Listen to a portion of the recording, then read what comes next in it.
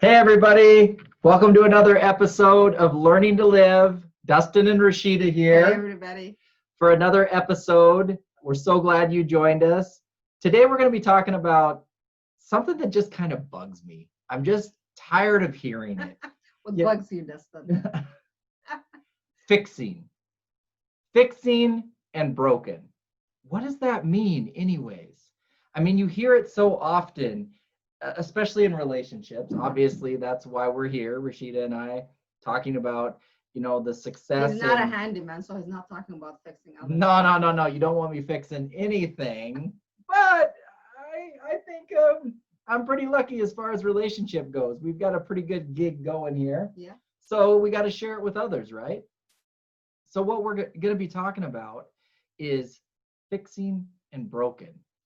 And how does that come about? You see so often that people get into relationships and they want to fix the other person, or they think they need to be fixed, or they think that person isn't fixing them, or they think, what? Go ahead. So what bothers you about fixing? What's wrong with wanting to fix the other person?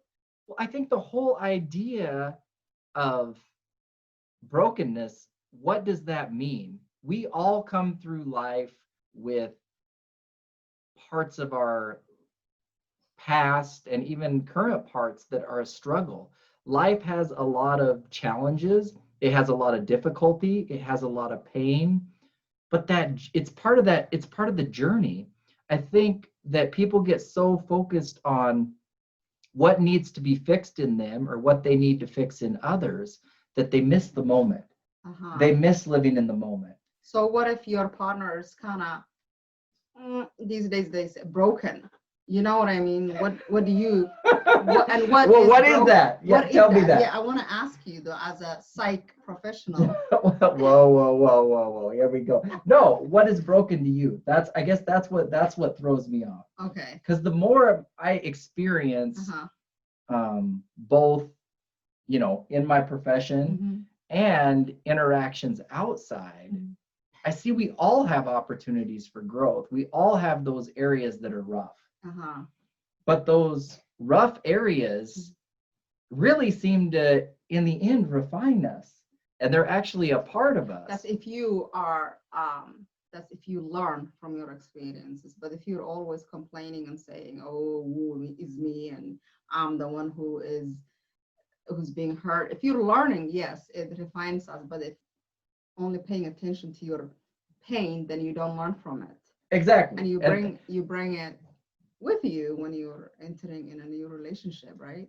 Yeah. So you're like, so you didn't answer my question. What is your question? What is broken? Well, broken to me is that, okay, we all come with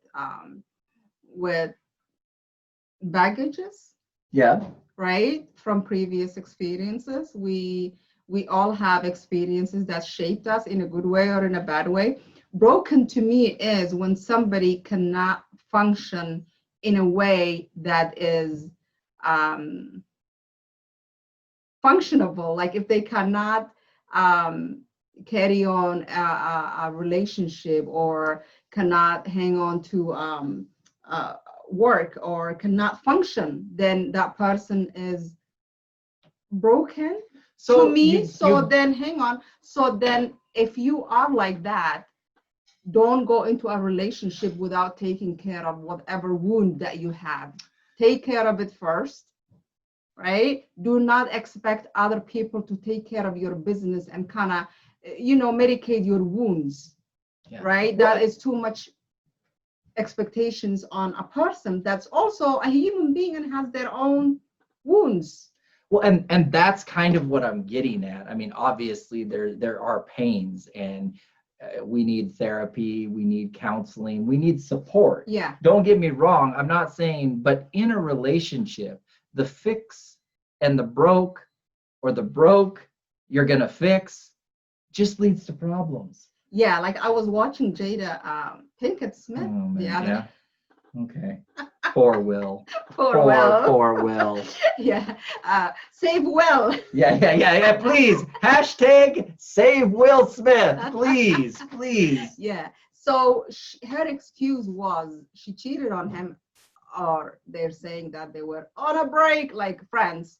So she's saying that she cheated because she was in a lot of pain and she was broken, and she was dealing with her own issues and their marriage was struggling. But is that an excuse? Well, That's why we're talking here's the about this thing. idea of somebody being broken, so then they have the green light to do a lot of things, like to beat up their spouse, to cheat on Yes. them, to yell, to have um, personality where things cannot get done within the relationship. And I Yeah. guess honestly, that is you hit the nail on the head, Yes. as you always Yes, do, yes. my love. She hit the nail on the head. That's where I guess I have a hard time, is with this whole idea that when you come together with a partner, the responsibility is on that partner to fix you or on you to fix them. And that's Yeah. not possible. Yeah. We have to identify where we've struggled, Yeah. identify where we're hurt. Yes. Hurt is very real. Yeah.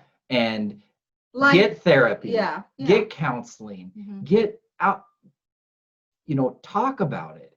You talk about it with your spouse. Yeah, let them know where your wounds are. I mean, we always bring it. Yeah. We always bring that forward. But Yeah. what becomes a mess Yeah. is there are people who deal with their own hurt Yeah.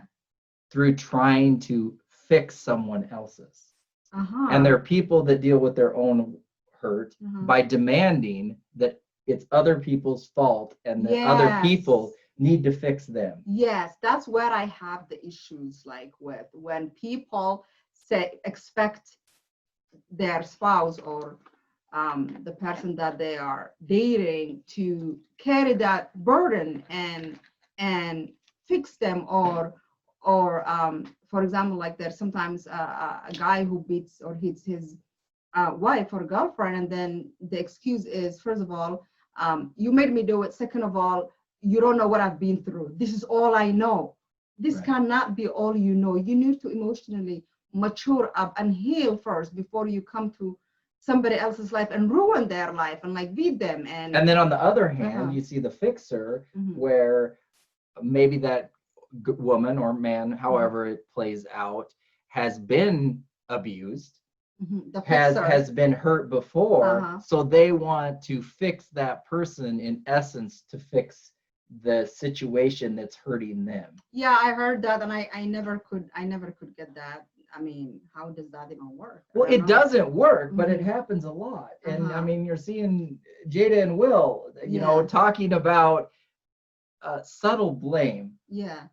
about my struggle, my pain, and I just Yeah. find it very funny Yeah. that we do have pain and we do Yeah. have struggle. We I all don't do. don't We get me all do. wrong there. Everybody does. But to fix it, Mhm. but to demand that someone else does, I really think the focus of relationship needs to be growing together and appreciating each other and finding those areas where we complement each other, Yeah. instead of those areas that someone needs to fix or where they're not living up to your expectation. I mean, that's Yeah. one thing I love about you. Yeah. Is Tell me, you, what do you no, like? yeah, you're amazing in that you always support me and you Yeah. always encourage me, Yeah. and you're always having me move forward, and Yeah. I just know that you got my back. Yeah. But in that, I don't expect you to fix me. Yeah. I expect when I'm hurt that I'm going to come cry on your shoulder. Yeah. Yeah. I'm going to whine, Yeah. okay? But it's not her job. It's not my job, and it's not. And I told him when we were getting together, I told him we all have issues. We talked about a lot of stuff, and I said we all have issues. Please, and at first when he came into my life, he wanted to be the fixer. I'll take care of this, and I told him, I said, it's not your job. Maybe to that's fix why I don't me. like it so much, because I tried to do it. I know Yeah. this doesn't work. And I told him that it wasn't his job to fix me or to fix my situation, but it was his responsibility to be a supportive spouse, not a fixer. Fixing had to do with me wanting to fix me and wanting to recognize where my issues came from, or where I had some issues with. And the thing is, to be emotionally grown, one has to figure out where where their issues came from, and whether or not the issues, and you will have issues within the relationship, but the trick is to know whether or not, hey, like I have OCD. Sometimes we get into situations where my OCD Situations. where my OCD is the instigator, but it's on me to kind of decipher the situation and say, is this me and my OCD, or is this something else? You have to, before you blow up on somebody or yell or get, lose it or get angry, you have to know whether or not, like some people have anger issues. You got to know whether or not it's you being just angry, or whether or not your spouse maybe did something that you don't like. Well, and this is what I'm saying about what is broken. Okay, we all come in. Rashida's OCD, my anxiety, my ADHD, my undiagnosed. Okay, let's not count. Like, there is so many things when we start focusing, but what is broken? Yeah. And that is what, So when you bring it to the are you saying there's no brokenness? Is that what you Well, saying? what I'm saying is we all come with our own issues. Okay. And I think that it's damaging in a relationship when the individuals in that relationship bring their perspective of how they should be fixed or how they should fix into it, instead of being accountable and going and getting the help they need. So if you find yourself blaming your spouse, you need help. Okay. Yes. If you find yourself blaming yourself for what your spouse does, you need help. So what do you call Jada? Is she broken? Poor Will. So, but she is. Okay, I shouldn't say that. She is damaged. Well, and here's the thing, but she has zero accountability. At least from what I've seen. I don't know her. We don't know her. Please don't sue me, Jada. Whatever. But she knows that you don't have yeah. That would do her no good. Okay. Yeah. Please don't try to date my son. No, I'm just kidding. You're terrible. But what I see is zero accountability and blame.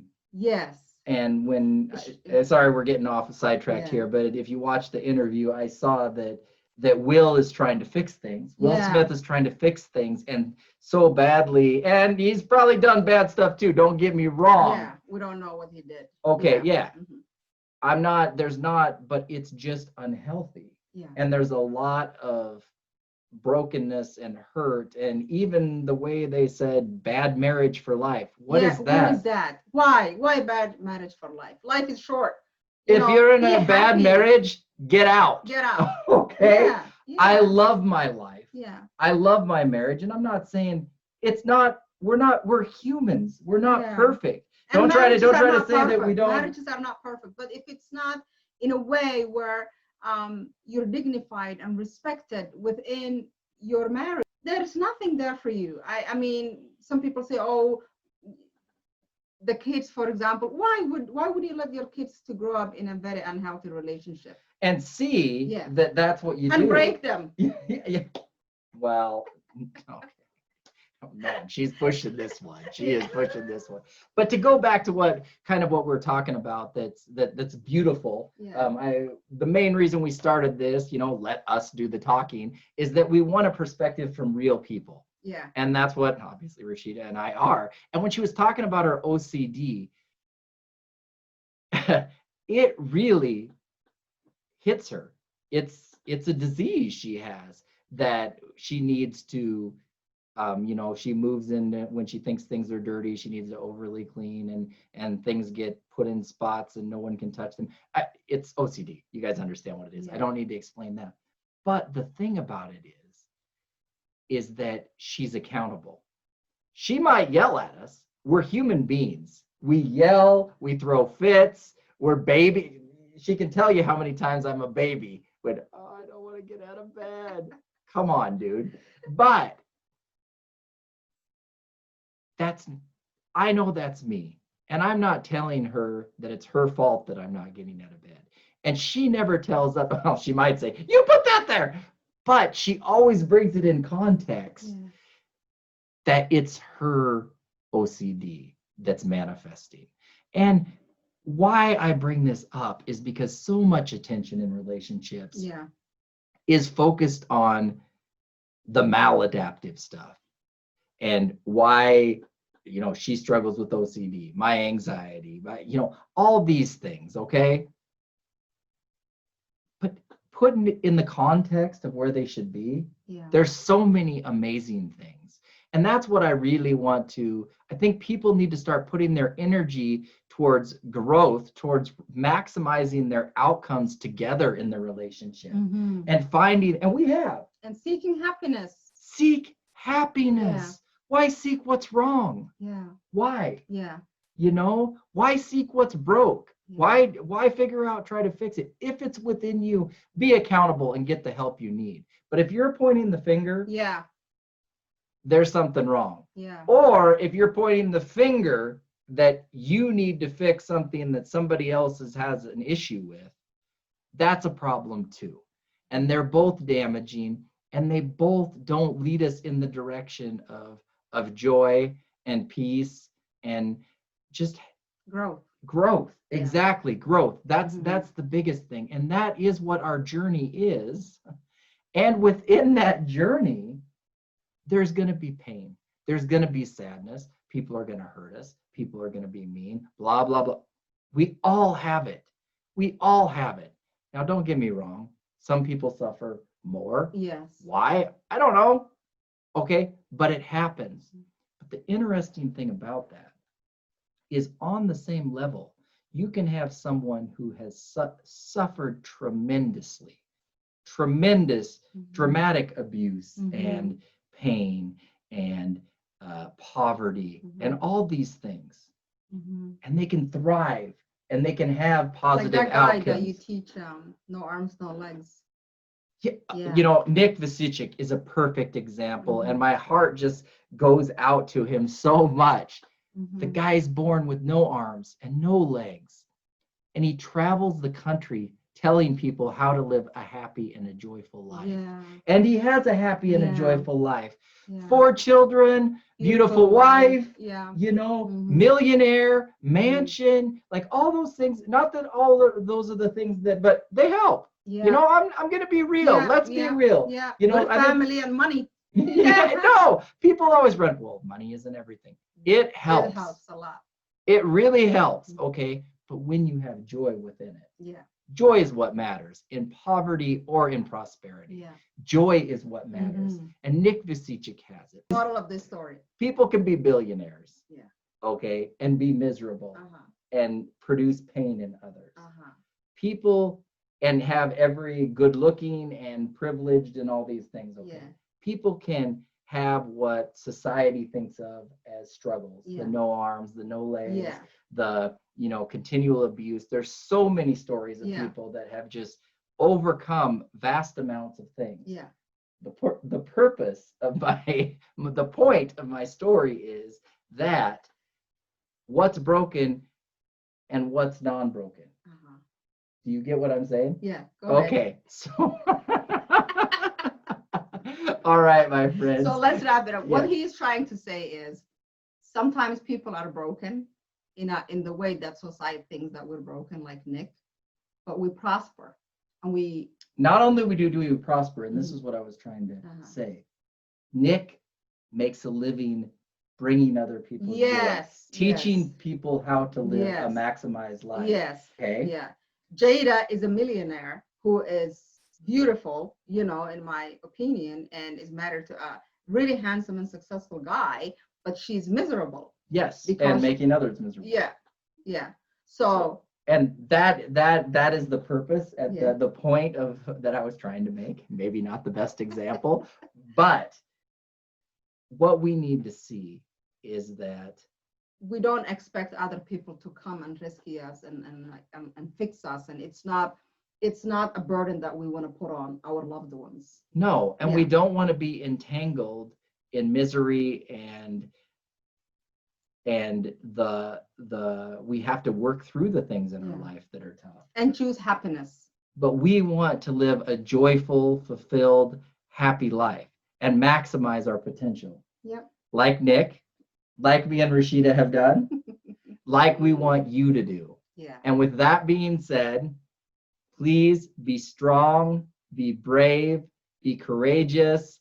Please hit subscribe, ding the little bell. We appreciate your support. Let us know what you think, any questions you have. We just appreciate your support. Our subscribers keep growing and growing, and we love all you guys out there, and thank you so much for your support and your kindness. Have a great day.